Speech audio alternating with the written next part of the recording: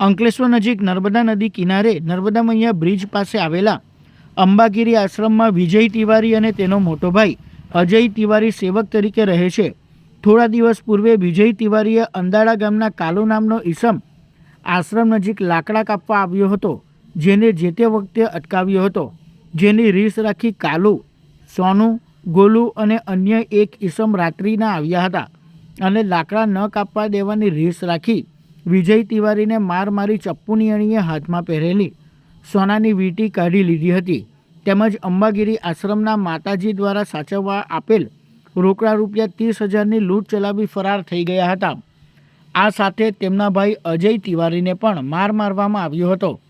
ઘટના અંગે સારવાર લીધા બાદ અંતે બી ડિવિઝન પોલીસ મથકે વિજય તિવારી દ્વારા ફરિયાદ નોંધાવતા અંકલેશ્વર બી ડિવિઝન પોલીસે લૂંટ અંગેનો ગુનો નોંધી कायदेसर कार्यवाही हाथ धरी है. हमारा साहब बीटी भी मैं पहने था साहब, बीटी भी हमारी उतार लिए। चाकू जब लगी हमने तो सामान सब दे दिया हमने कि यहाँ तुम जाओ निकलो, लेकिन नहीं, वो जब पेट में हमको चाकू मारने लगे तब हमने वो यहाँ से पकड़ा, फिर उन्होंने घुमा दिया साहब।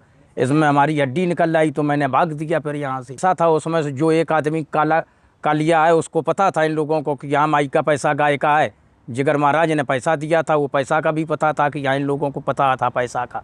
हाँ, वो लोग पीछे शंकर दास के आश्रम पर ये लोग आते थे रात के 1-1, 2-2 बजे यहाँ से निकल रहे हैं आश्रम पैसे। तो मैंने उन लोगों को मना भी करते थे तब भी वो टेंशन करते थे, और वो 2-1 बार हम हमारे आश्रम पर झगड़ा करके चले गए साहब।